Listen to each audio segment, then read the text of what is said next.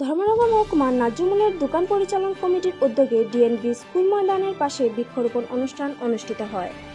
ওনাদের এই মহৎ কর্মসূচিতে অংশগ্রহণ করেন ধর্মনগরের বিধায়ক তথা রাজ্য বিধানসভার অধ্যক্ষ বিশ্ববন্ধু সেন। একটি শিশুকন্যা আমাদের সঙ্গে এই মহৎ কর্মসূচিতে দারুণ উৎসাহের সঙ্গে অংশগ্রহণ করে।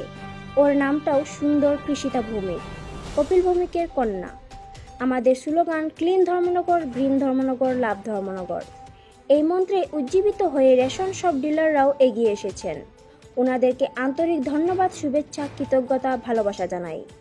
এইভাবে সর্বস্তরের জনগণ এগিয়ে এলে অন্ততপক্ষে গ্রিন ধর্মনগর সফল করে প্রকৃতির রুদ্ররস এবং প্রাকৃতিক ভারসাম্যহীনতা থেকে ধর্মনগরকে রক্ষা করতে পারব।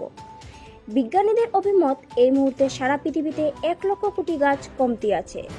ওনাদের আরও অভিমত এই 1 লক্ষ কোটি গাছ লাগানোর মতো পৃথিবীতে জায়গা আছে, কিন্তু মানুষের মনে সেই জায়গা বা উৎসাহ নেই।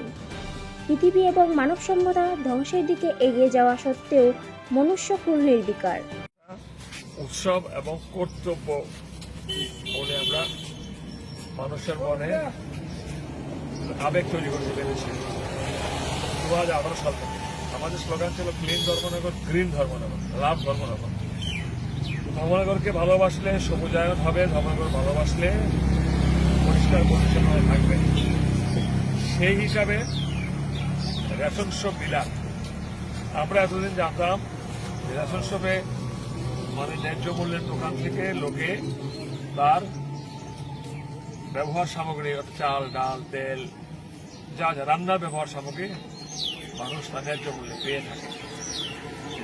ওনারাও এসেছেন এগিয়ে বৃক্ষরোপণের ক্ষেত্রে। এটা যথেষ্ট গুরুত্বপূর্ণ এবং ধন্যবাদ। আরও ওনাদেরকে ধন্যবাদ জানাই। সর্বস্তরে আমাদের, বিশেষ করে আমাদের ভারতীয় জনতা পার্টি সকল স্তরের নেতৃবৃন্দ, কর্মী, ভাই বোনেরা, পুরসভা, গ্রাম পঞ্চায়েত সবাই মিলে আমরা ব্যাপক উৎসাহ তৈরি করতে পেরেছি।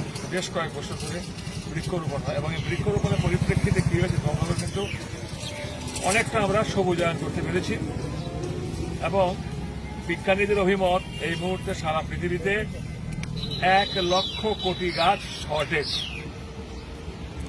প্রকৃতির ভারসাম্য অলরেডি নষ্ট হয়ে গেছে। বিজ্ঞানীরা বলছেন সারা পৃথিবীতে 1 লক্ষ কোটি গাছ লাগানোর জায়গা আছে, কিন্তু মানুষের মনের ভিতরে সেই জায়গাটা নেই যে আমাকে বৃক্ষরোপণ করতে হবে। এই গাছগুলো বড় হলে সবুজায়ন হবে। এবং সবচেয়ে ইন্টারেস্টিং হচ্ছে একটা শিশু বালিকা, সে হাত লাগিয়েছে একেবারে নবপ্রজন্ম। এর ভেতরে যদি আমরা বৃক্ষরোপণের উৎসাহটাকে সঞ্চার করতে পারি, এই জেলাতে গাছ লাগিয়েছে, ও যত বড় হবে তার ভিতরে আগ্রহটা আরো বেশি প্রস্ফুটিত হবে। সকলের এগিয়ে আসা উচিত, নির্বিশেষে ধর্ম, জাত, পাত, রাজনীতি, বর্ণ, সকলের এগিয়ে আসা উচিত। কারণ বৃক্ষের উপরে যতটা পড়াশোনা করেছি দেখেছি, আজকে থেকে 20, 25, 30 বছর আগে এই বৃক্ষগুলো যে পরিমাণ অক্সিজেন দিত, তার অক্সিজেন কিন্তু শর্টেজ হয়ে গেছে। তার কারণ প্রকৃতির মধ্যে প্রত্যেকে তার সঙ্গীর সাথে চায়। মনুষ্যকুল, জীবকুল, প্রাণীকুল, এমনকি বৃক্ষ কিন্তু ছেদন হতে হতে বৃক্ষ তার সঙ্গী কিংবা সঙ্গিনী হারিয়ে ফেলার পরিপ্রেক্ষিতে তাদের গ্রোথ কমে গেছে। তারা যে শালক সংশ্লেষ সৃষ্টি করে তার সেই ক্যাপাসিটি কমে গেছে। আগামী 50 বছর পর দেখা যাবে বৃক্ষ আর অক্সিজেন দিতে পারছে না, কারণ তার capacity finish. Bureau report, Dharmanagar news online.